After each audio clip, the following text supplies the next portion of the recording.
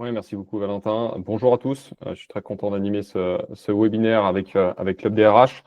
Donc moi, je suis Philippe Dupeyrat, je suis le cofondateur de 4jours.work. Je représente aussi le mouvement 4 Day Week Global en France et qui a fait les pilotes dans tout un tas de pays, l'Allemagne, le Royaume-Uni et maintenant la France.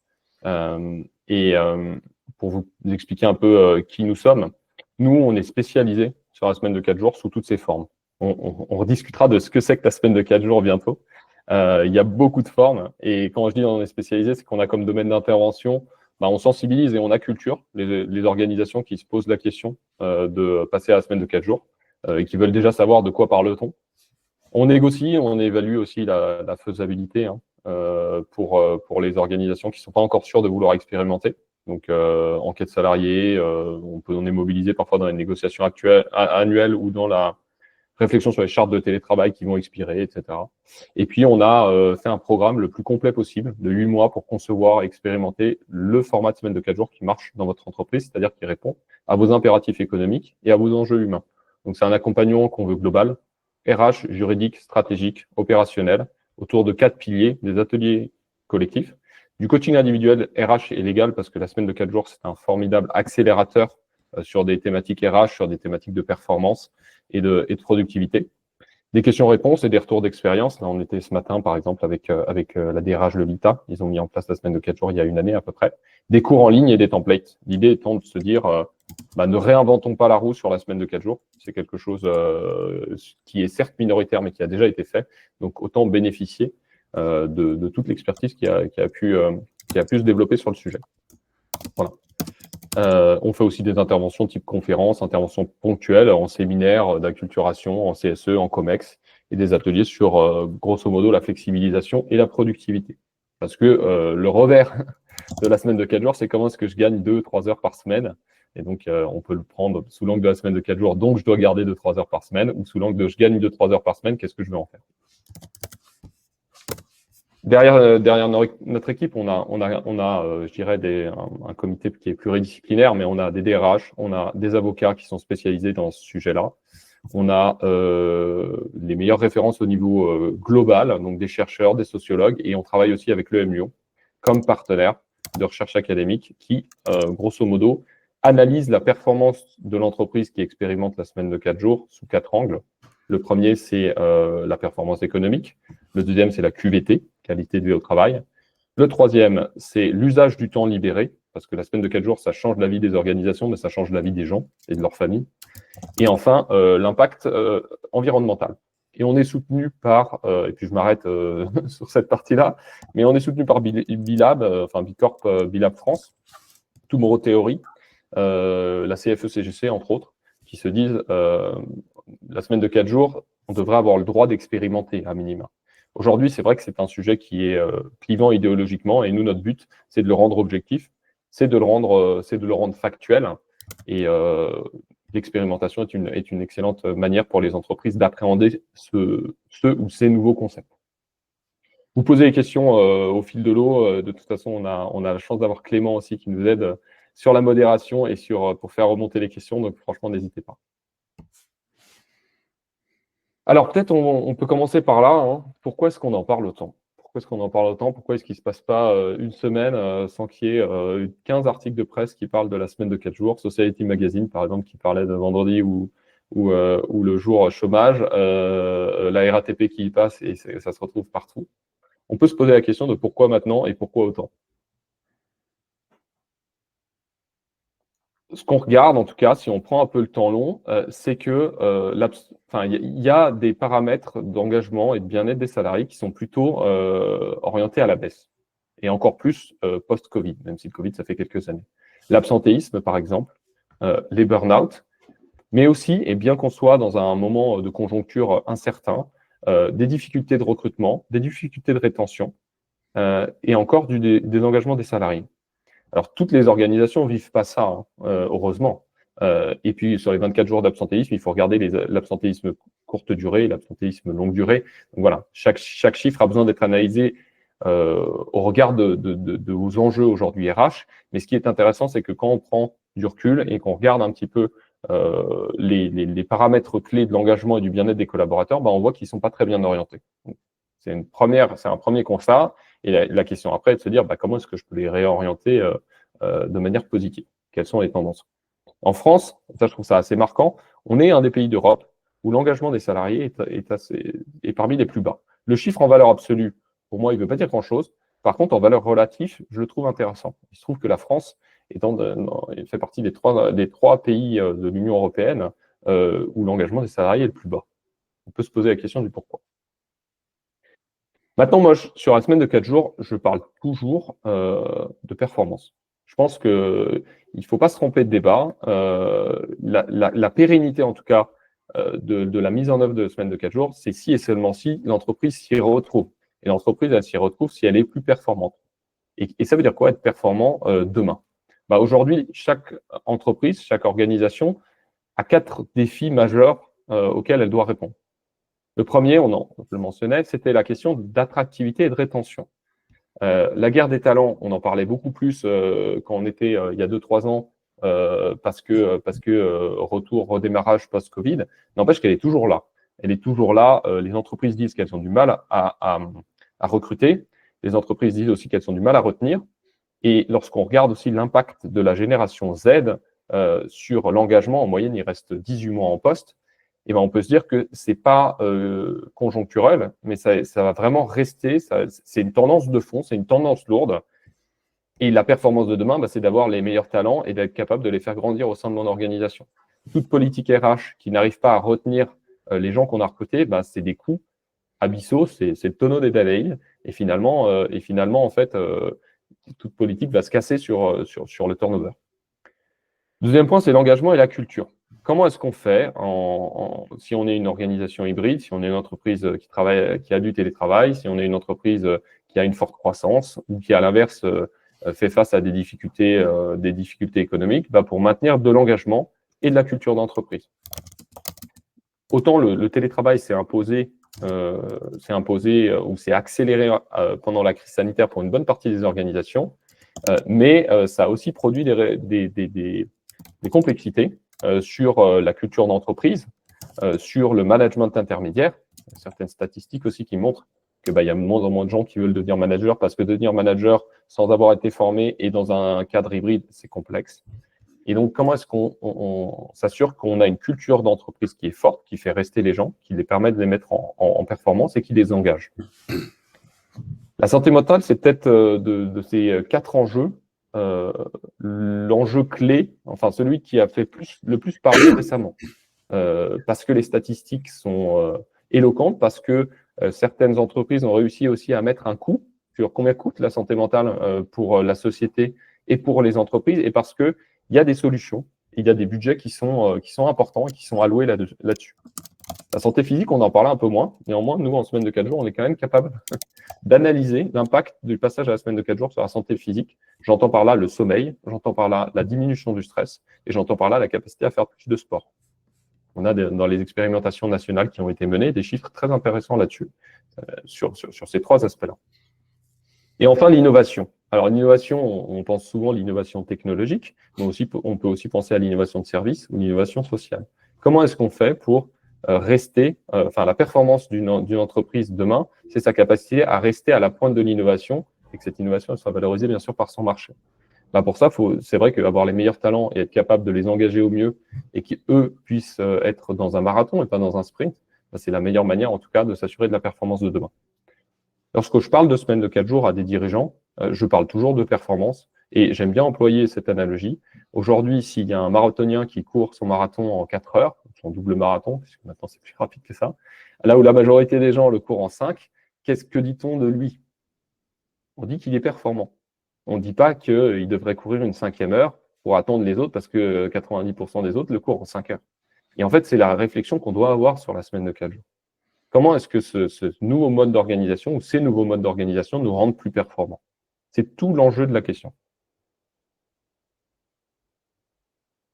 Alors, pourquoi est-ce que ça revient maintenant, fortement? Déjà parce qu'il y a un enjeu d'égalité homme-femme qui est exacerbé. Ça va peut-être pas faire plaisir à ces messieurs ici, mais pendant des décennies, la carrière, le succès professionnel des hommes s'est fait grâce au travail non rémunéré des femmes à la maison. Ça fait quelques années, peut-être quelques décennies, que c'est beaucoup moins le cas.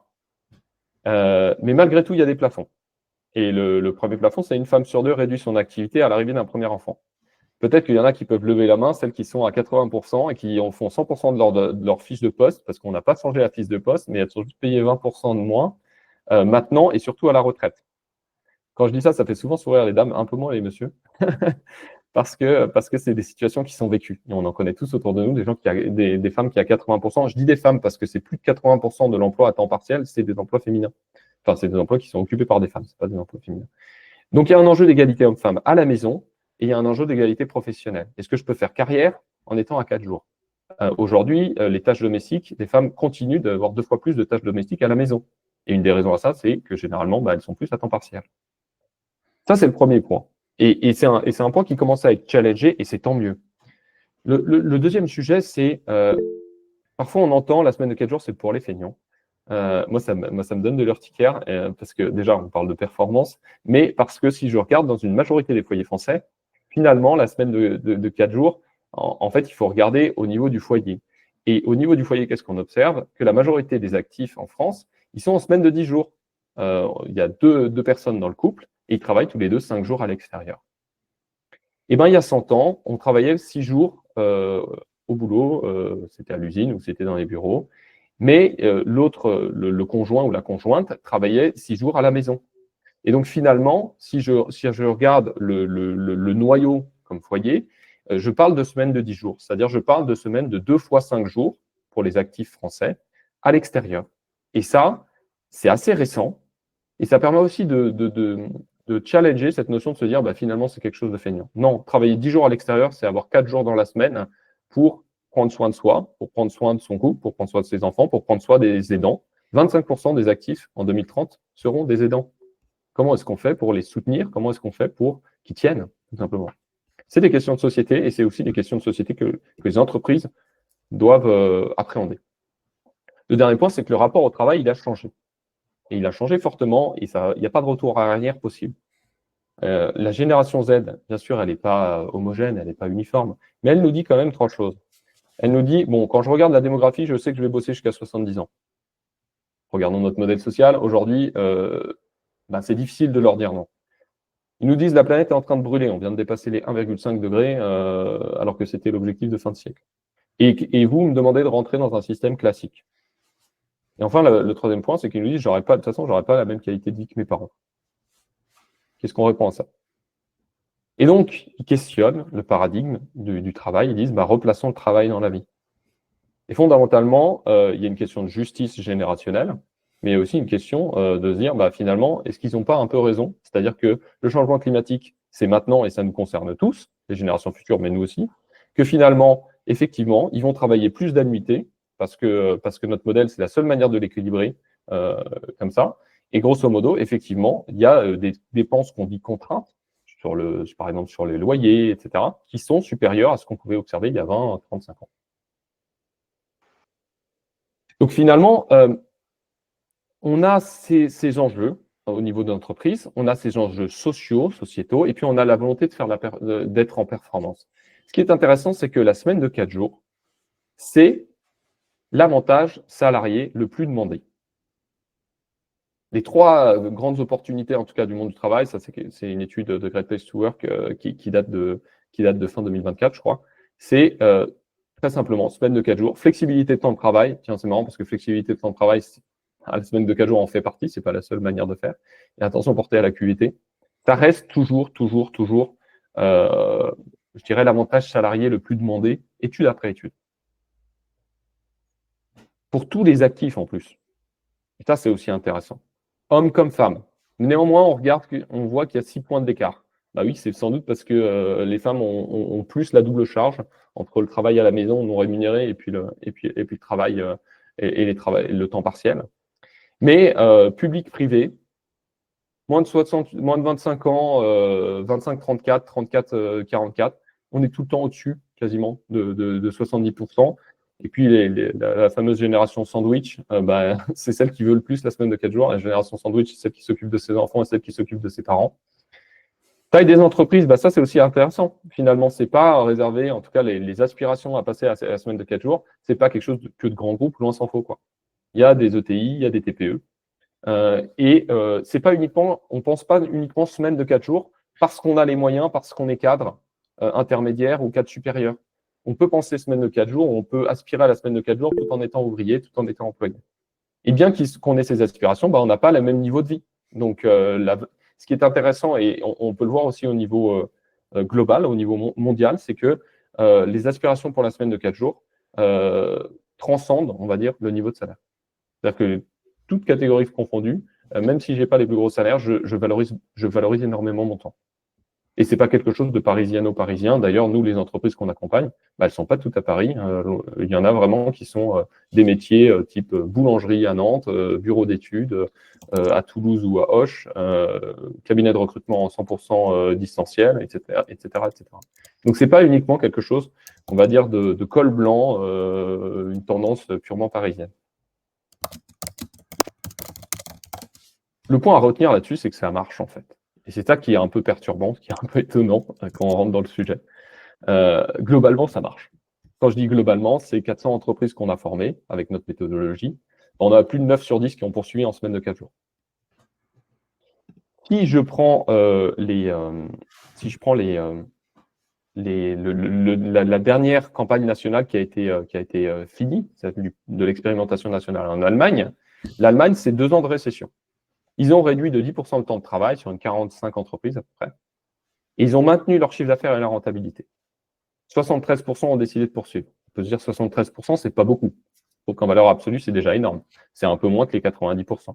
N'empêche que maintenant, il faut prendre le contexte macroéconomique allemand. L'Allemagne, c'est 2 ans de récession, 2023-2024. Là, on a des entreprises qui réduisent le temps de travail et ils ne sont pas en récession.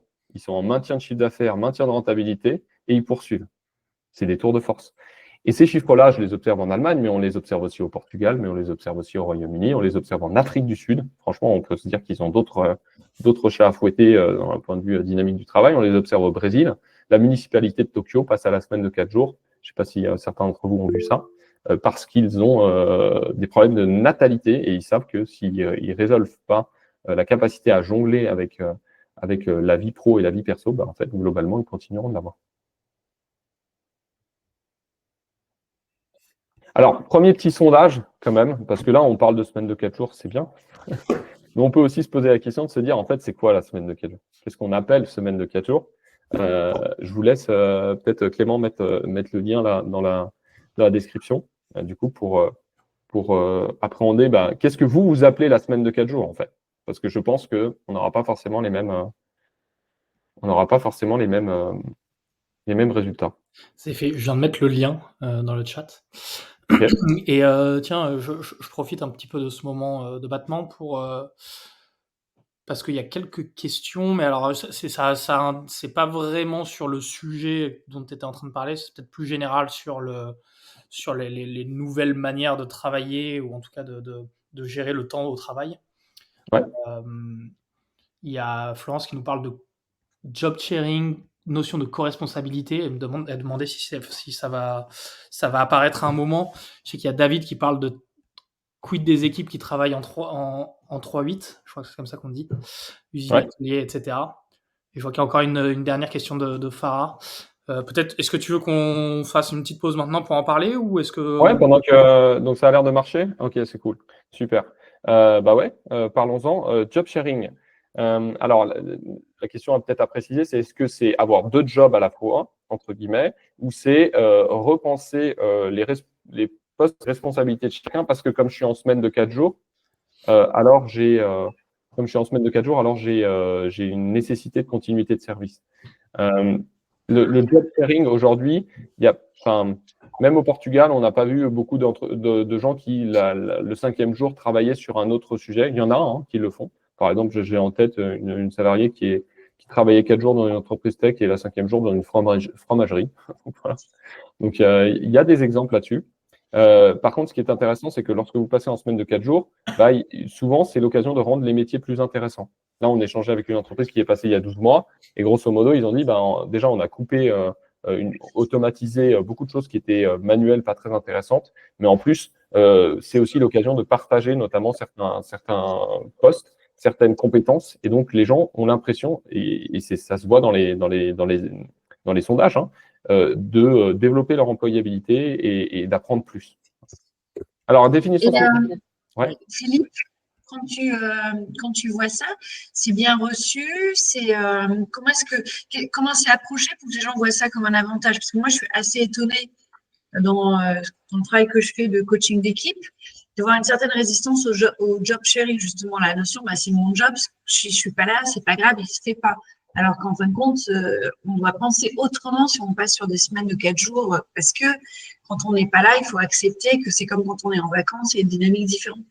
Mais je suis un peu curieuse au niveau du changement de culture, comment c'est amené en fin de compte? On parle de l'avantage salarié le plus demandé et le plus valorisé. Donc, lorsqu'on donne cette capacité, je dirais, ce bien collectif, parce que c'est un bien collectif, en fait, la semaine de 4 jours, on réussit ensemble ou ça ne marche pas ensemble. Et bien, grosso modo, la contrepartie, c'est de demander de changer aussi de sa manière de travail. Mais comme j'ai 50% de temps libre en plus dans ma semaine, c'est juste énorme, et ben, je suis plus prêt à changer, je suis plus prêt à faire des efforts, j'ai envie que ça marche. Et donc, c'est souvent grâce à ça. C'est-à-dire, c'est du donnant-donnant. Et la semaine de 4 jours, s'il y a un point à retenir, c'est que c'est mutuellement bénéfique. C'est bénéfique pour les salariés qui sont prêts à s'engager plus ou à challenger le statu quo dans leur manière soit de faire leur métier, soit d'acquérir des nouvelles compétences. Et c'est bénéfique pour eux. Quand ils ne sont pas au travail, ils ne sont pas au travail. Et derrière, dans les mécanismes que vous voyez qui sont mis en place par les entreprises, il y a des réflexions au niveau des équipes de qu'est-ce que ça veut dire pour nous, le travail, de passer un travail de 4 jours, comment est-ce qu'on voit ça au niveau de ce qu'on crée ensemble? Oui, complètement. Pareil, il y a du management du changement et je pense que justement, on va aller sur les 10 questions après pour moi. Ce qui est passionnant là, c'est que je vois que vous avez différentes manières d'en parler. Répartir les 35 heures, répartir le travail sur 4, travail 4 jours dans la semaine, réduction de nombre de jours, adaptabilité, plein temps sur 4 jours, optimiser le travail de 5 jours. J'ai envie de dire, c'est un peu tout ça à la fois, mais si on doit synthétiser tout ça, en fait, il n'y a pas une seule semaine de 4 jours. Je pense que s'il y a un point à retenir de cette première intervention, c'est ça. Moi, j'en compte une douzaine. Il y en a sans doute plus que ça. Vous pouvez avoir des semaines de 4 jours et demi. Vous pouvez avoir des semaines de 4 jours, une semaine sur deux. Vous pouvez avoir des semaines de 4 jours avec de la saisonnalité. Qu'est-ce que vous faites avec vos RTT ou vos jours de repos? Vous pouvez avoir des semaines de 5 jours, 6 heures. Ce n'est pas la semaine de 4 jours, mais n'empêche qu'il y a des organisations qui préfèrent ça. Vous pouvez avoir des semaines de 4 jours normales. Vous pouvez avoir des semaines de 4 jours avec une capacité de revenir dessus lorsqu'il y a une surcharge d'activité, etc., etc. Et donc, la seule semaine de 4 jours qui vaille, hein, c'est celle qui correspond à votre entreprise. C'est celle qu'on a conçue ensemble. Celle qui répond aux enjeux économiques et aux enjeux humains. C'est vraiment ça le point clé. Et après 400 entreprises accompagnées, en fait, moi, j'ai jamais vu une seule fois la semaine de 4 jours mise en œuvre de la même manière. Si j'étais un copier-coller, en fait, je ferais un autre métier. Je ne serais pas en train de travailler sur ce sujet-là qui est profondément transformationnel, mais où on fait de la dentelle sur ce point-là. Une usine agroalimentaire ne va pas le mettre en place de la même manière qu'une agence de design. Ils ne vont pas prendre ni les mêmes jours, ni les mêmes modalités, ni le même temps d'expérimentation, etc. Et donc ça, c'est vraiment clé. On rentre par la semaine de 4 jours et on ressort avec beaucoup d'autres choses. On ressort avec de l'adaptabilité, on ressort avec de l'autonomisation, on ressort en parlant plus de résultats que de moyens. Et c'est ça qui est passionnant. Maintenant, je suis intéressé, ici, Clément, tu peux mettre le lien. Je suis intéressé par comprendre un petit peu, parmi tous ceux qui sont présents là dans le webinaire, où est-ce que vous en êtes, vous, de la semaine de 4 jours?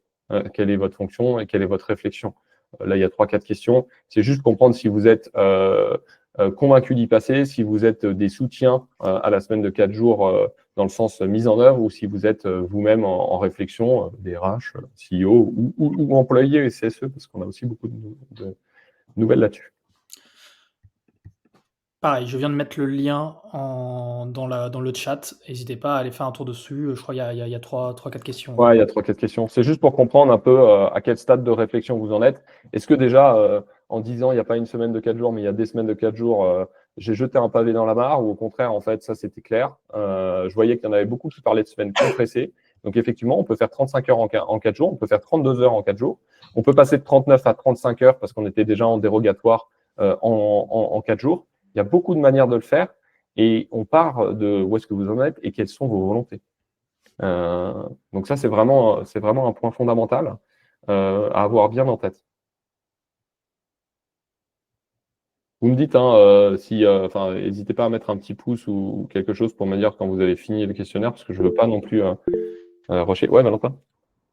Mais non, j'allais dire, je pense que c'est plutôt bon. C'était quelques questions pour pouvoir justement montrer un peu où est-ce qu'on en est chacun. Pour moi, c'est un peu plus complexe vu qu'on on a lancé le club des RH il n'y a pas très longtemps, mais j'imagine que pour d'autres, c'est un peu plus mature le sujet. Mais je pense que tu peux avancer sur la suite. Ah ouais. Donc voilà, comment la mettre en place? Pour moi, on peut la résumer à 10 questions clés qui ne sont pas faciles à répondre à chaque fois, hein, mais que je vais essayer de vous donner tout de suite. Déjà, le premier, c'est pourquoi vous voulez la mettre en place. Avant de comment, en fait, si on n'est pas clair sur le pourquoi, du coup, on ne va pas être clair sur qu'est-ce qui va nous faire dire que c'est un succès ou pas.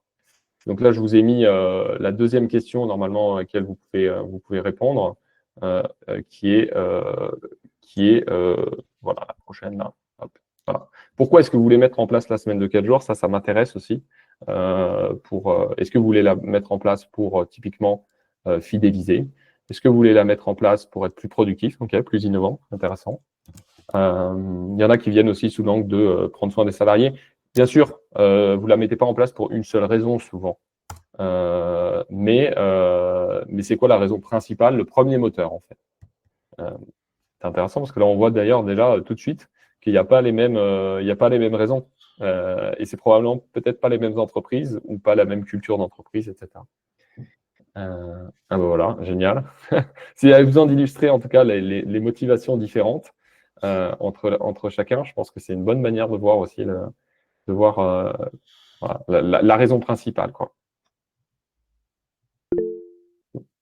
On reviendra dessus, du coup, je vous laisse continuer de répondre. Je trouve que c'est intéressant en tout cas de se dire, c'est quoi, si vous aviez une raison à choisir, pourquoi est-ce que vous la mettez en place? Il y a David qui voulait choisir plusieurs options. Ouais, je sais, David. Mais justement, choisir, c'est renoncer. Et la semaine de 4 jours, ça parle de ça.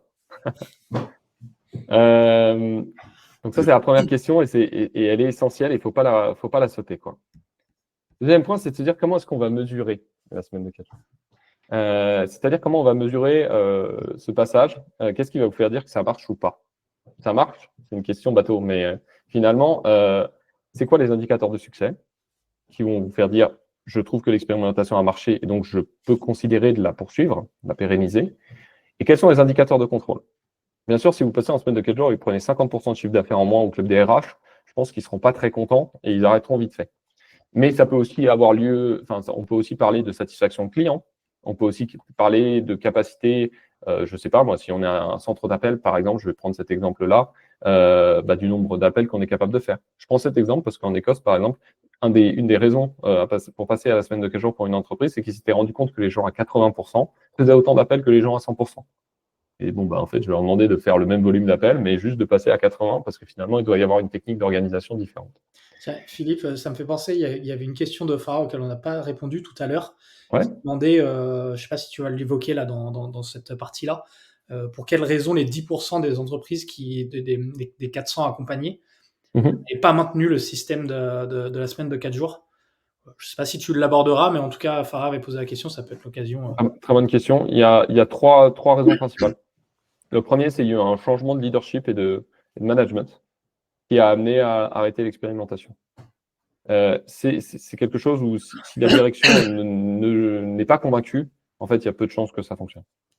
Donc, il y a un vrai travail, et c'est pour ça que notre première partie, c'est sensibiliser, acculturer, de faire prendre conscience, d'objectiver en fait le débat. Le deuxième, c'est une question de business model. La semaine de 4 jours, c'est pas une baguette magique. Si vous gagnez pas d'argent parce que votre business model n'est pas encore trouvé, si vous avez un chat GPT qui arrive et vous travaillez dans la traduction, par exemple, dans votre entreprise de traduction, ça vous sauvera pas. Si vous avez un management ultra toxique et globalement des managers pas du tout formés parce qu'ils sont pas passés par le club des RH, ça vous aidera pas non plus.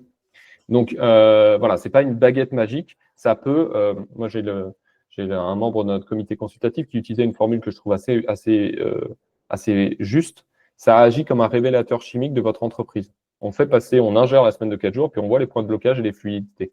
Généralement, ça permet de résoudre les points de blocage. Donc voilà, ça c'est la deuxième raison, c'est pas de business model. Et la troisième, c'est en fait, On n'a même pas fait d'expérimentation, on a fait quelque chose un peu mou. Et donc, à la fin, on n'est pas capable de savoir si ça fonctionne ou pas. C'est pas donner les moyens de cadrer l'expérimentation, de cadrer le pourquoi, le comment, les règles du jeu. Et voilà. La dernière, c'est dans les petites organisations. Certains ont pensé que, en gros, semaine de 4 jours égale vendredi off et je travaille comme avant. Non, c'est plus complexe que ça. Voilà. Ça, c'est les 4 raisons qui fait que tu as 9 entreprises sur 10 qui poursuivent et tu en as quelques-unes qui arrêtent. Donc voilà, donc il y a des indicateurs de succès. Qu'est-ce qui vous fait dire que c'est un succès? Ça peut être lié aux salariés, ça peut être lié à la performance économique, enfin salarié QVT, ça peut être lié aussi à la vision sociale et sociétale que vous portez. C'est pour ça qu'on est soutenu par exemple par des Bicorp ou par Tomorrow Theory, c'est que ils adhèrent aussi à cette vision sociale et cette vision, et ils sont persuadés que de la performance humaine découle la performance économique. Maintenant, comment engager l'équipe? Moi, j'aime bien dire que c'est un choc de confiance la semaine de 4 jours. D'un côté, vous avez une organisation qui vous dit, je pense qu'on peut atteindre les résultats différemment en repensant, en travaillant mieux, pas plus. De l'autre côté, vous avez les salariés qui disent, pour la confiance que vous me faites, oui, on va tout faire pour y arriver. Et donc, engager l'équipe, ça suppose de la confiance du management qui va aller dans cette expérimentation, et de la confiance dans l'équipe en se disant, c'est pas parce qu'il se passe en semaine de 4 jours que demain, ils vont virer 20% des gens. C'est bête à dire, mais c'est important. C'est-à-dire que parfois, s'il n'y a pas de confiance et qu'on dit je veux passer la semaine de 4 jours, les gens vont penser réduction d'effectifs à terme. Donc, comment on engage les gens? Déjà, on fait une équipe projet, une équipe pilote en interne avec des ambassadeurs. Et ce n'est pas uniquement quelque chose qui est choisi par la direction et qui nous tombe sur le coin de la figure en disant voilà comment on va faire. Non, on va planifier, on va concevoir la semaine de 4 jours et ça prend du temps. Et ça prend des allers-retours, ça engage les gens. Ça ne peut pas engager 500 personnes si j'ai 500 personnes dans mon entreprise, mais j'ai des ambassadeurs, j'ai des relais, je prends des retours et c'est un processus itératif et qui suit son cours, quoi. Dit autrement, c'est pas en une demi-journée qu'on a défini notre format de semaine de 4 jours, on y va. En tout cas, ça n'engagera pas l'équipe. Et l'engagement de l'équipe est absolument nécessaire pour la réussite de l'expérimentation et donc pour que ça dure dans le temps. Est-ce qu'on doit repenser la semaine de travail comme élément clé? Oui. On doit la repenser à titre collectif, on doit la passer à titre individuel. C'est-à-dire que oui, il y a des enjeux de planning. Lorsque vous êtes ouvert 6 jours sur 7, vous avez une continuité de service. Bien sûr qu'il faut penser ces plannings en se disant comment est-ce que je fais si globalement j'ai des personnes qui sont là une demi-journée en moins par rapport à mon niveau d'activité, mon besoin de réaction, etc. Mais c'est aussi repenser et valoriser le temps de chacun dans sa semaine. C'est-à-dire que souvent, les entreprises, elles modifient aussi leur processus de communication, de réunion, de plages de temps qui sont dédiées au focus, plages de temps qui sont dédiées à la sociabilité et plages de temps qui sont dédiées aux réunions. Ça peut bouger, mais en tout cas, généralement, elles font une énorme progression dans leur réflexion quant au temps. Un contrat de travail, c'est je vous donne un salaire pour 35 heures de votre temps. En fait, on peut être beaucoup plus efficace, on peut être beaucoup plus intelligent là-dessus. D'accord, mais comment est-ce que, idéalement, c'est quoi votre semaine idéale, celle où vous avez l'impression d'être dans le meilleur flow?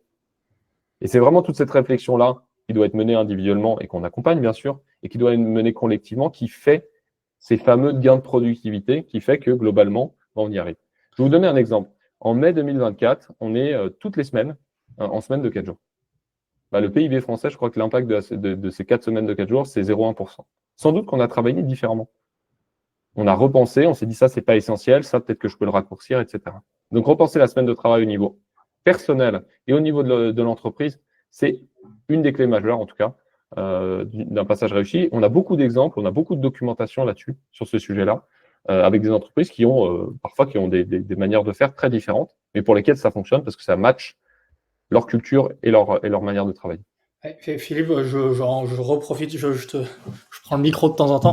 Mais c'est parce qu'il y avait je pense que c'est une bonne partie là, ce que tu disais là pour évoquer la question qu'avait dit David précédemment, auquel on n'avait pas répondu, qui parlait des équipes. Enfin là, toi, tu parlais des gens qui bossent le week-end, etc. Et David, lui, il avait évoqué les équipes en 3/8e, il parlait d'usines, ateliers, etc. Est-ce que le format de la semaine de 4 jours, c'est possible avec ce genre d'entreprise? Est-ce que tu en as déjà accompagné? Je sais pas, Ouais, là, on accompagne une usine agroalimentaire, tu vois, qui passe, alors ils sont pas au 3/8, mais une usine, tu vois, postée, enfin un job posté, qui passe en semaine de 4 jours d'un point de vue saisonnier. Parce que, en fait, donc peut-être que tu n'as pas la capacité de le faire toute l'année, mais tu as des moments où tu as plus ou moins d'enjeux de production. Donc, tu vois, typiquement, tu peux avoir cette logique-là. Ce qui est sûr, c'est que dans le passage à la semaine de 4 jours, tu as soit des gains de productivité qui sont individuels, tu travailles différemment et tu y arrives. Ça peut être souvent des métiers de bureau, pas que, mais quand même. Ou soit des gains de productivité qui sont collectifs. Qu'est-ce que ça veut dire collectif? Ben, tu vois, par exemple, si je prends un exemple de crèche ou d'une hôtellerie, ton gain de travailler différemment va pas être extrêmement fort à titre personnel. Par contre, le fait que tu embauches beaucoup d'intérimaires, que tu sois obligé d'avoir 50% de ton équipe qui tourne, parce qu'en fait, les alternants, tu les gardes pas, tu n'arrives pas à les garder, parce que finalement, tu es obligé de recruter et de former les gens, c'est là où tu fais des gains financiers et de productivité, parce que tu vois, un bon serveur, c'est pas un serveur junior qui a 1 mois et quand tu as 100% de ton équipe que tu as renouvelé, c'est la même chose. Et sur la partie, tu vois, typiquement métier du social, avoir une équipe stabilisée, c'est aussi avoir la capacité de ne pas demander aux parents de venir à 16 heures parce que finalement, j'ai personne pour s'occuper d'une crèche, ou de pas avoir des gens qui partent en burn-out et en absentéisme. Et tu vois des chiffres très forts sur la réduction du burn-out ou de l'absentéisme dans des métiers complexes, enfin, tu vois, où ils sont exposés à beaucoup de pression ou à beaucoup de turnover. Et donc, tes gains ne sont pas allés chercher aux mêmes endroits. Sur les 3-8, ce n'est pas le plus facile. Je ne vais pas te le cacher, David, ce n'est pas le plus facile. Néanmoins, la question, c'est si tu as les équipes les plus fidèles et les plus engagées, tu n'auras peut-être pas les gains de productivité individuelle, mais tu peux trouver des gains en disant, je ne sais pas, si ton absentéisme il est à 6 ou 7%, tu vois, et qu'il passe à 2%, tu économises combien? Si tu n'as plus 10 intérimaires, mais 2 intérimaires, parce que le reste a réussi à les fidéliser différemment, tu économises combien? Voilà. C'est ça la réflexion qu'il faut avoir. Donc oui, on accompagne, ce n'est pas la majeure partie de nos accompagnements, mais oui, on le fait. Tu vois, une boulangerie, une usine agroalimentaire, ils ont des métiers où la productivité individuelle n'est pas forcément celle qui est le facteur qu'on va pouvoir le plus travailler. Donc comment réinterroger sa journée de travail? C'est un peu la même chose. C'est de se dire finalement, j'ai des rituels à mettre en œuvre qui sont différents pour me dire comment je passe une bonne journée, c'est-à-dire comment j'alloue bien mon temps par rapport à mes objectifs, à mes focus, au focus de l'entreprise et à ma réalisation. On travaille ça aussi parce que c'est essentiel, comme je le disais. La semaine de 4 jours, ça peut être, je passe en semaine de 4 jours, comment je me libère 2-3 heures par semaine en travaillant mieux en tant qu'individu et en tant qu'organisation, ou je me libère 2-3 heures par semaine, comment je passe en semaine de 4 jours. Qui est concerné? Qui est concerné, c'est important aussi. Suivant les plus grandes entreprises, elles vont vouloir faire des expérimentations partielles en moyenne. Et les plus petites, elles vont vouloir faire passer tout le monde. Mais vous avez des questions juridiques. Qu'est-ce que vous faites des stagiaires? Qu'est-ce que vous faites des alternants? Qu'est-ce que vous faites des temps partiels que vous avez déjà aujourd'hui? Et qu'est-ce que vous faites des cadres, des non-cadres? Est-ce que les gens sont au forfait? Est-ce que les gens sont avec des heures sup? Et donc, voilà, il y a une vraie réflexion aussi pour se dire qui est concerné. Et qui est concerné, c'est aussi traiter les cas de qu'est-ce qui se passe lorsqu'il y a des congés, qu'est-ce qui se passe lorsqu'il y a des jours fériés, qu'est-ce qui se passe lorsque je suis malade, qu'est-ce qui se passe si j'ai un accident de travail, etc., etc. Et donc ça, c'est à la fois stratégique, faites des décisions stratégiques et on peut être très créatif là-dessus, et en même temps, c'est technique, parce qu'il ne faut pas se planter, parce que typiquement, il faut prendre des décisions d'un point de vue juridique, et nous, on a aussi l'accompagnement avec ce volet-là, pour s'assurer que ça marche. Ça marche par rapport à vos conventions collectives, ça marche par rapport à vos accords de travail, et ça marche par rapport à votre volonté. Donc voilà, on met en musique, mais on ne peut pas mettre en musique tant qu'on ne s'est pas posé la question de quelle semaine de 4 jours je veux faire et pourquoi. La communication interne, la communication externe. La communication interne, c'est les règles du jeu. Qu'est-ce qui doit changer pour que ça marche? C'est une des conditions de prérequis pour engager les équipes. La communication externe, est-ce que vous voulez communiquer sur le fait que vous êtes en expérimentation, que vous testez la semaine de 4 jours? Si oui, est-ce que vous voulez en faire un levier d'attractivité vis-à-vis des potentiels candidats? Est-ce que vous voulez en faire un levier de plaidoyer? Je prends par exemple le cas de l'ITA.co qu'on a accompagné sous l'aspect juridique. Ils en ont fait un vrai levier de plaidoyer. Quand ils sont passés en expérimentation, ils ont convié des journalistes, ils ont convié leurs investisseurs, ils ont convié toute leur équipe et ils ont fait un événement. Et il y en a d'autres qui préfèrent rester sous le radar. Il y en a qui sont sous le radar depuis des années. Je ne les mentionnerai pas parce que sinon ils ne seraient pas contents. Mais voilà, il y en a qui en font des éléments de communication externe très forts. Il y en a où, lorsque j'envoie un mail, j'ai un retour de mail qui me dit on est en semaine de 4 jours. Il y en a d'autres où c'est en interne et ça ne se dit pas. Et ça, encore une fois, ce sont des décisions stratégiques. Et puis, il y a 2 aspects. Est-ce que je le dis quand je suis en expérimentation? Est-ce que je le dis quand j'ai pérennisé? Donc, l'aspect communication, c'est aussi comment prendre le pouls d'une entreprise quand elle passe en semaine de 4 jours pour s'assurer qu'on va bien. C'est comment faire des revues de l'expérimentation et pour d'éventuels ajustements, etc. Et comment aussi parler à nos clients. voilà, les indicateurs de performance et s'assurer que les clients sont satisfaits avec la prestation qu'on leur donne. Bah, comment gagner en productivité, comment gagner en temps aussi? Et effectivement, on en parle souvent dans les retours d'expérience. Il y a automatisation, l'impact de l'intelligence artificielle sur certains métiers ou sur certaines tâches répétitives. Aujourd'hui, il y a des statistiques qui disent que les cadres, en tout cas, passent 14 heures de réunion par semaine. Vous en faites sauter 3, c'est bon. J'ai envie de dire, c'est facile. Ça n'allait pas tant que ça, mais n'empêche que c'est un projet où on peut se permettre enfin de dire est-ce qu'on n'arrêterait pas d'eux? En entreprise, c'est compliqué de dire est-ce qu'on n'arrêterait pas d'eux. On est très facile pour prendre 3 priorités stratégiques, puis on en rajoute 3 dans l'année. On avait 4 projets, puis on en rajoute 2. Et bien là, non, on a besoin d'être focus. Et ça aide aussi les organisations à se dire qu'est-ce qui est important et que je dois absolument délivrer, et qu'est-ce qui n'est pas tant que ça. Et dans ce cas-là, je peux me poser la question de le laisser de côté. Et donc, la performance des entreprises, elle vient aussi dans leur capacité de dire, bah non, en fait, ça, on ne va pas le faire ou on va le faire différemment. Les réunions, elles durent plus 2h30 avec des gens qui se pointent 15 minutes après. On valorise le temps de chacun, à commencer par soi-même, mais celui des autres. On raccourcit les durées de réunion et on passe sur du travail un peu plus en asynchrone, un peu plus en écrit. C'est une partie qui peut se faire. L'intelligence artificielle, on a des ateliers spécifiques sur ce sujet-là, avec des cas d'usage parce que réellement, ça peut impacter quand même une grosse partie des différents métiers, en tout cas. Et ce gain de temps, l'intelligence artificielle peut produire du gain de temps. La question se pose de est-ce qu'on va utiliser ce gain de temps pour travailler toujours plus? Ça fait une intensification du travail. Pour réduire la masse salariale, pour atteindre nos objectifs RSE ou pour redonner du temps aux gens. Dans les 3 premiers, on parle de bénéfices qui sont uniquement pour l'entreprise. Et donc, forcément, ça crée des réticences et des craintes pour les salariés. Et dans le dernier, on parle d'un bénéfice mutuel. Et c'est ce dont on est en train de parler actuellement.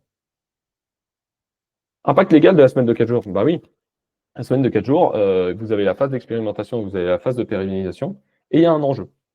Donc, on peut se dire, je vais aller vite, et puis de toute façon, c'est un bénéfice, donc les salariés sont contents. Effectivement, la grande majorité des salariés sont contents. N'empêche que c'est un peu comme le mariage, il faut toujours se poser la question de se dire, et qu'est-ce qui se passe si ça ne marche pas? Et donc voilà, la question, c'est des questions qu'on aborde, c'est des questions qui sont techniques, c'est des questions sur lesquelles, quand on échange en retour d'expérience avec des entreprises qui sont passées, ils nous disent « Waouh, vous êtes allé beaucoup plus loin que ce qu'on pensait. Nous, on y allait un peu fleur au fusil. » Finalement, en fait, ça nous donne des idées. Ouais, il faut être cadré. Le droit du travail en France, il est plus, on va dire, il demande d'être plus attentif que dans des pays anglo-saxons. Et c'est très bien ainsi pour les salariés. Et donc, il s'agit de savoir séparer le temps de l'expérimentation du temps de pérennisation et de le faire proprement. Mais c'est aussi un formidable accélérateur sur des aspects comme les contrats jours, enfin le forfait jour, ou des réflexions sur j'ai un accord de télétravail qui va périmer, comment est-ce que j'hybride télétravail, semaine de 4 jours, forfait jour, etc.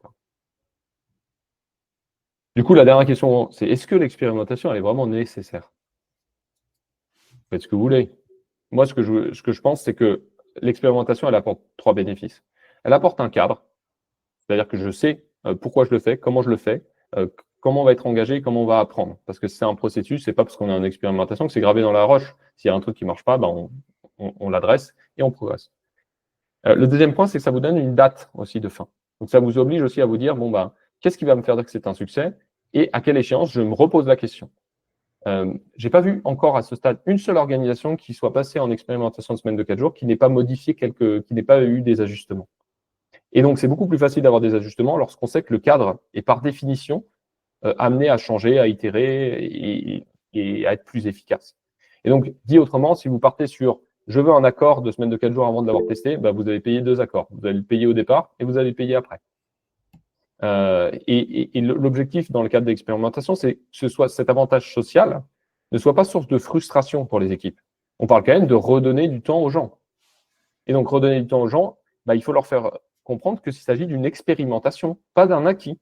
Je peux redonner du temps si et seulement si, d'un certain côté, on arrive à concilier d'un côté le bien-être des salariés et de l'autre côté la performance de l'entreprise. Donc, l'expérimentation, c'est vraiment un cadre intéressant. Ça vous donne de la liberté. Malgré tout, ça rassure et l'employeur et les salariés. Et ça permet aussi de faire les ajustements et à la fin, d'arriver en disant, OK, la semaine de 4 jours, la mienne en tout cas, celle que je veux expérimenter avec ma culture, avec mes enjeux, c'est celle-là. Et je finirai là-dessus. Les plus belles performances sont celles qui durent. En fait, c'est la même chose. Sur la semaine de 4 jours, c'est comme Michelin. C'est-à-dire que lorsqu'on interroge les entreprises qui y sont passées, pour certaines en France, il y en a qui y sont passées il y a 30 ans. Elles nous disent, ça dure. On n'est pas sur un effet d'annonce, on n'est pas sur une hausse de salaire où dès qu'on me dit la hausse de salaire, c'est bon, je l'ai déjà intégré, ça a duré 15 jours, je vais être satisfait et après je reviens. Non, c'est pérenne parce que ça change la vie des gens. Et demain, si on a 10, 20, 30% des actifs qui passent en semaine de 4 jours, ça changera la vie de la société. Comme il y a 100 ans, où on est passé de la semaine de 6 jours à la semaine de 5 jours. Avant de vous passer les questions, on a fait un diag qui dure 4-5 minutes, je pense, à renseigner. Mais sur votre entreprise est-elle prête à passer à la semaine de 4 jours? Je pense que Clément, tu peux mettre le lien. L'idée, c'est qu'on analyse en fait, en fonction d'une dizaine de questions, je crois, quelque chose comme ça, l'impact, peut-être une douzaine, de la semaine de 4 jours sur votre organisation, sur votre entreprise, avec 3 axes. La qualité de vie au travail, l'organisation du travail et le leadership et la culture. Pour faire écho à ce que vous disiez, David, bah oui, effectivement, être au 3-8, bah, probablement que le score sera un peu moins haut parce qu'être au 3-8, c'est une complexité supplémentaire. Mais à l'inverse, si j'ai une entreprise qui est déjà engagée dans la QVT avec des labels, par exemple, sociaux ou des labels environnementaux, bah souvent, ça, c'est un super signal pour identifier que cette entreprise, a priori, elle est prête à se challenger le statu quo et elle est potentiellement ouverte à réfléchir là-dessus. Donc, ça, c'est vraiment une manière intéressante, en tout cas. Et je vous laisse 2 minutes pour le faire. Après, on prendra les questions aux alentours de demain. Mais de regarder, en gros, comment est-ce que vous vous placez par rapport à la semaine de 4 jours. Et je vous laisse le faire quand vous l'avez fait, n'hésitez pas à mettre un petit pouce. Et je vous dirai, à ce stade, je crois, quel a été le meilleur score qu'on ait eu. Ok. Je ne sais pas si tu avais d'autres choses à montrer là. Non, je regarde là, en tout cas, sur. Okay. Ah oui, on a pendant que vous êtes en train de le faire, je regarde un peu où est-ce qu'on se situe. C'est intéressant. Productivité, fidélisation quand même. Fidélisation, recrutement, c'est à peu près pareil. Prendre soin, ouais, d'accord. C'est pas le critère numéro 1, effectivement. On sait que ça va prendre soin des salariés, en tout cas, c'est ce qu'on observe. Hyper intéressant.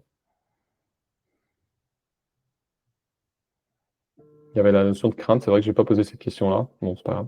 Et après, voilà, sur la fin, là, vous pouvez, si vous pouvez mettre votre score lorsque vous l'avez sur 100. C'est-à-dire, en gros, soit vous êtes entre 0,30 et dans ce cas-là, ben, oui, il y a besoin de préparation. En tout cas, ça interpelle. Qu'est-ce qui fait qu'aujourd'hui, il va probablement falloir réfléchir avant de commencer à travailler à l'expérimentation. Si vous êtes entre 31 et 60, franchement, vous êtes plutôt en bonne voie. Et si vous êtes au-dessus de 60, bah là, vous êtes paré à y aller, c'est-à-dire que grosso modo, il va falloir réfléchir, définir, etc., les 10 questions qu'on s'est posées. Mais globalement, on est plutôt sur une organisation qui a déjà des réflexions qualité de vie au travail, performance et une agilité, on va dire, et potentiellement un leadership aussi qui est intéressant. Est-ce que tu veux qu'on commence à prendre des questions en attendant que, ouais, carrément. que les gens votent? On peut garder même ce slide sous les yeux. Parce qu'il y en avait 2-3, je t'ai pas trop coupé sur la fin pour que tu puisses terminer un peu ta presse. Mais il y avait, alors je reviens un petit peu, vous m'excuserez, il y avait Farah qui nous disait, alors, je suis pas sûr de bien comprendre cette question, mais elle nous dit, comment sait-on ce qui doit changer en interne pour que ça marche? As-tu des exemples? Je ne sais pas si elle rebondissait, Farah, sur quelque chose qui avait été dit, mais voilà la question telle que je la lis. Alors, je vais essayer d'y répondre. En fait, nous, on a une checklist quand tu veux passer à la semaine de 4 jours qui est très précise et qui répond à certaines des questions que j'ai mis là-dessus. Ce qui est sûr, c'est que les organisations pour lesquelles la semaine de 4 jours a fonctionné, donc nous, on a quand même un taux très élevé de succès. Mais ce sont quand même des entreprises qui sont formées, en tout cas, qui ont pris le temps de concevoir et de planifier la semaine de 4 jours. On estime que c'est entre 2 et 3 mois, qui ont engagé tout le monde, qui savaient ce qu'elles cherchaient et qui ont modifié aussi des processus. Tu vois, des processus dans la manière de travailler ensemble, en communication, en réunion, mais aussi des processus en interne, qui en ont profité pour en faire un accélérateur. Ça, on l'a observé, par exemple, dans l'expérimentation portugaise. Les entreprises qui maintenaient, c'était des entreprises qui s'étaient formées, qui avaient modifié leur manière de travailler. Ce que je veux dire, c'est que c'est pas vendredi off et c'est pas juste j'ai une journée en moins. Si c'est ça, ça marche pas. On a d'ailleurs eu des échanges intéressants avec une personne qui dit bah, la semaine de 4 jours a cramé ma boîte, qui a écrit un livre dessus. En fait, ce qui est intéressant, c'est qu'il l'a fait en un mois, il l'a fait sans le cadre d'expérimentation, il l'a fait comme un acquis et il l'a fait en le donnant aux salariés, mais sans les impliquer. Et sans piloter où est-ce que ça allait, d'un point de vue satisfaction des clients, développement performance économique ou satisfaction des salariés. Bon, bah là, finalement, en fait, c'était difficile derrière de le voir comme un vecteur d'engagement et un vecteur de performance. Donc, voilà, je ne sais pas si j'ai répondu à la question. Si ce n'est pas le cas, je vous laisse repréciser. Clément, je te repasse la main. Ouais, y a Célestine qui a 2 questions. Elle nous dit, en général, la phase d'expérimentation dure combien de temps? Et la plupart des entreprises accompagnées ont-elles réduit leur temps de travail ou sont-elles restées au même nombre d'heures hebdo qu'avant l'expérimentation? Je crois que tu as déjà un peu répondu à ça, mais peut-être que tu peux un peu creuser. Phase d'expérimentation, 6, 12, 18, ça dépend de la taille des entreprises. Souvent 6, c'est pas mal. Mais après, si tu as une forte saisonnalité ou des choses comme ça, tu peux partir sur 12. Plus l'entreprise est grosse, plus elle va vouloir le tester partiellement et le tester avec une phase longue. Entreprises qui réduisent, entreprises qui compressent. Nous, on accompagne plus les entreprises qui réduisent, mais pas que. D'un point de vue global, il y a beaucoup d'entreprises qui compressent, malgré tout. Ça ne produit pas exactement les mêmes effets. Quand tu compresses, je vais le dire un peu, c'est pas exactement ça, mais tu peux jouer à Tetris et sans modifier vraiment la manière dont tu travailles, à part ton planning. Quand tu réduis, c'est plus transformationnel. Il faut te poser la question de qu'est-ce qui a de la valeur ajoutée, qu'est-ce qui en a moins, comment je peux travailler différemment.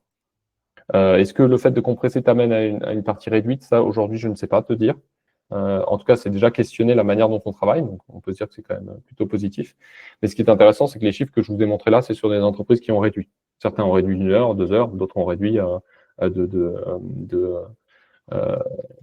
3 heures. Et dans le cadre des pilotes allemands, c'était 10%, donc 4 heures. Dans le cadre des pilotes au Royaume-Uni, parfois, c'était jusqu'à 8 heures. Quand tu réduis de 8 heures de 40 à 32, en fait, c'est réellement transformationnel. Tu ne peux pas faire la même chose. C'est pas possible de le faire avant. Quand je dis ça ne produit pas exactement les mêmes effets, ça ne produit pas exactement les mêmes effets sur la fatigue, sur tu vois, des gens qui sont aidants ou qui sont parents, etc. Ça augmente d'autant les horaires. Malgré tout, on voit aussi des organisations qui disent globalement, j'ai envie de compresser. Le service public n'a pas trop le choix. Il est obligé de compresser. La RATP, typiquement, ils ont parlé de leur semaine en 4 jours. C'est du compressé. Je vois que première personne est à 31,60. Ok, pas mal. Qui dit mieux? Tiens, je vois qu'il y a dans le chat, il y a une personne de notre communauté qui a l'air d'être une experte aussi de la semaine de 4 jours qui fait quelques réponses en même temps. Je sais pas si vous connaissez avec India. Je crois qu'on se connaît, ouais, tout à fait. Non, et sinon, il y avait David qui a reposé une question qui disait par hasard, est-ce qu'il y aurait un projet de loi qui mentionne la semaine à 4 jours? Aujourd'hui, je dirais l'arsenal législatif, il n'y a pas forcément besoin, enfin ça c'est ma vision personnelle, mais d'évoluer. C'est-à-dire qu'aujourd'hui, on a les capacités de le faire sans être obligé de faire une loi de plus. Il y a eu un rapport parlementaire qui a été mis en œuvre, qui a été réalisé en octobre 2024 par le député Stéphane Viry, entre autres, et qui montrait que, bon gré mal gré, ça fonctionne. Le député Stéphane Viry, il est affilié les Républicains. Et il analysait la semaine réduite comme la semaine compressée. Donc voilà, je pense que à ce stade-là, non, je pense que ça suit son bonhomme de chemin. La semaine de 4 jours, c'est ça a une formidable capacité à attirer, à convaincre et à attirer les entreprises, les talents et donc la performance de demain. Voilà, je pense que on a, en tout cas moi ma vision, c'est on a besoin de faire du plaidoyer, bien sûr. On a besoin d'essayer de convaincre que c'est pas quelque chose de feignant, c'est pas quelque chose de toujours moins, c'est pas quelque chose de désengagement dans le travail. C'est évident. Après, est-ce qu'on a besoin d'une loi qui cadre ça? Voilà, à ce stade, je suis plutôt circonspect. Ok, on a fait un peu le tour des questions là. Je ne sais pas s'il y en a d'autres, vous pouvez prendre la parole, vu qu'on n'est pas non plus. Si jamais il y a d'autres personnes, si vous voulez, vous pouvez. Il y a Thibaut Valentin, pardon, qui n'importe quoi, qui est en train de lever la main.